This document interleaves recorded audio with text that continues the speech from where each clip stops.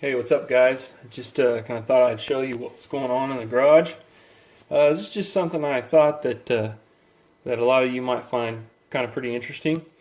And so, what you see here is there's a guitar body on the CNC, and the deal is this guitar body was already cut.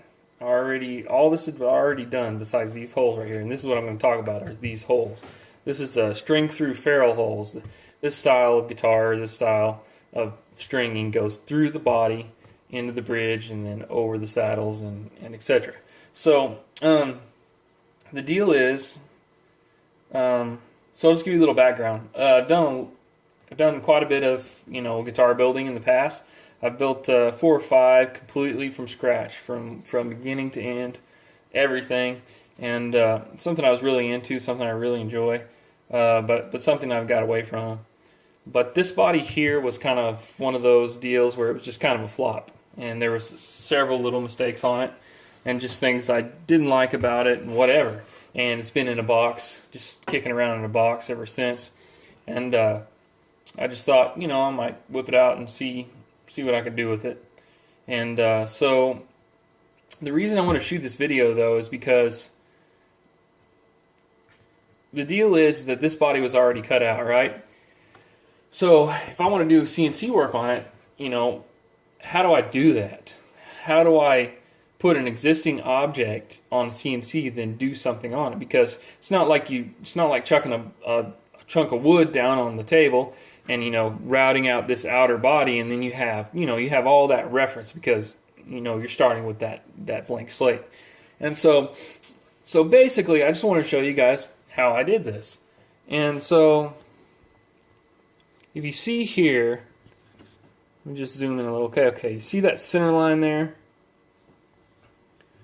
Well, basically what I did, and what I want to show you guys, is I put a V-bit in the router.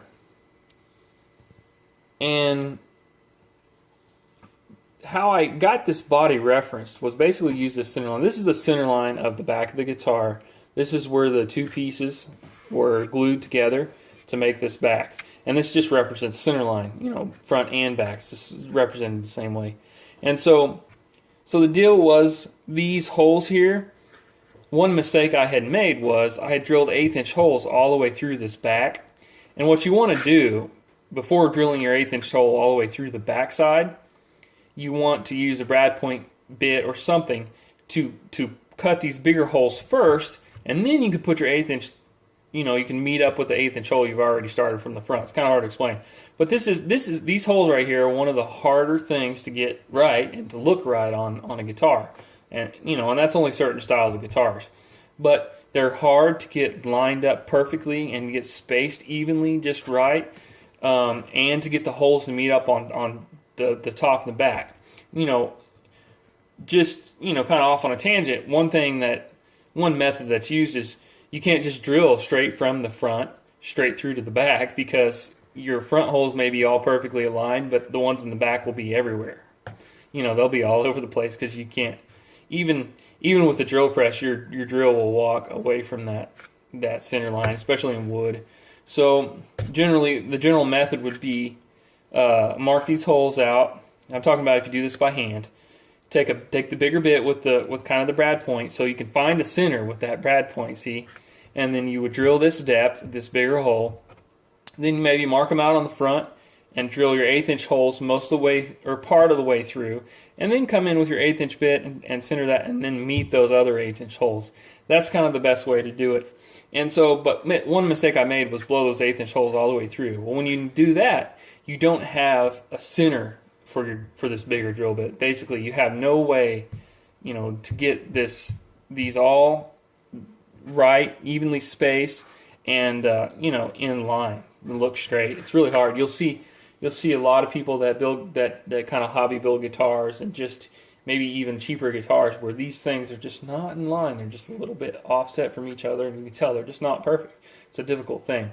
So I thought, what better thing would be to use the CNC for, because there's not the same potential for error. So Now, the reason I did this video is because since I have this pre-existing object, right, I have no point of reference. I have no idea where this is, how to get these in line, all this stuff. So you have to establish some parameters.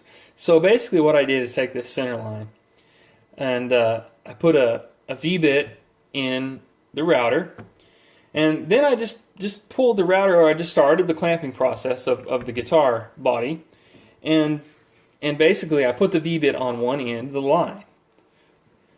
Then basically I just ran the length of that line in X. I locked all the stepper motors so I know that my machine is in operating condition.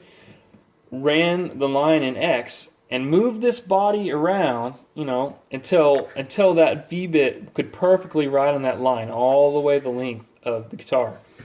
And so after I established that, I clamped it all down, double checked that runs the length of that line. Now you have established that this body and this center line is in parallel with X. So that's your starting point. That's what you have to do first. And then, so now that I know that it's parallel, right? I know that it's in line. Now I have to figure out where is this, and where, in reference to how does the machine know where these holes need to go, basically. So what I did was, this is just a cross point between the line that runs this way and the line that runs that way, and that would be the center. So what I did was basically home the machine, and then use the controller manually move over in X and in Y until I landed right on that cross point between those two lines. And that's now the center of these holes, see? And so I did that, and then just read what the readout was on the controller. It was in millimeters. And so from there, you take that information that the controller has on it, and you go into your CAD, and you start with a center point, a center. And you come off that center, like what I did was just draw a line off this center, however many millimeters it was in Y, according to the controller, and then over however many millimeters it was in X. And then the end of that line is now your origin point in your drawing, or your 0 point in your drawing. You see? So I've manually moved over to it and used the readout to determine that point, and then drew these holes up in CAD. I knew what they needed to be spaced and sized, drew that all up, and had that center between these two holes in the center. And then I just drew a line, like I said, from in Y direction. I think it was like 160 millimeters, and then 170 millimeters the other way. And so that establishes that your origin cross in EOS HeelCam would go on the end of this line over here. So from there, I basically just punched in a dummy program so that I could check that point, that what I put in the CAD, or what I put in the cam, was actually going to be accurate in real life. And I just did a simple program where it would be like a drill, but I set it to no depth and just had the Z above the surface. It was just to check. So I ran that, and it ran over here, and it was right above the point. And I ran Z down just to double check it with that V-bit, and sure enough, it was right on that center cross point. So now I've established that the body is parallel in the x-axis, and now I've established where this is in reference to the machine bed. Now I know, and I know it's accurate because I checked that it was. So after that, all I did was just run simple helical hole operation and let it do its thing. And as you can see, these are perfectly spaced, perfect size, perfectly in line. And that was the goal.